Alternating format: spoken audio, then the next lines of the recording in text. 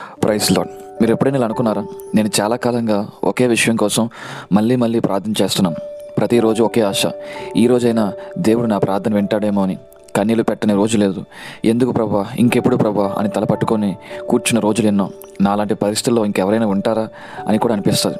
అలాంటి పరిస్థితుల్లో ఒక ప్రశ్న వస్తుంది కదా, నిజంగా దేవుడు నా ప్రార్థన వింటున్నాడా? వింటే నాకెందుకు సమాధానం ఇవ్వట్లేదు?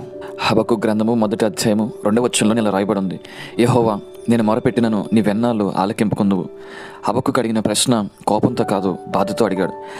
దేవుని మీద విశ్వాసం కోల్పోలేదు, కానీ చుట్టూ చాలా అన్యాయం జరుగుతుంది. ప్రార్థనకి జవాబు రావడం లేదు, మార్పు ఆలస్యం అవుతుంది. అందుకే ఎన్నాళ్ళు అని చెప్పి దేవుడిని అడుగుతున్నాడు. దేవుడు వెంటనే పరిస్థితులను మార్చలేదు, కానీ ఒక సత్యాన్ని తెలియజేస్తున్నాడు. ఏంటంటే, మనకు కనిపించకపోయినా ఆయన పని చేస్తున్నాడని.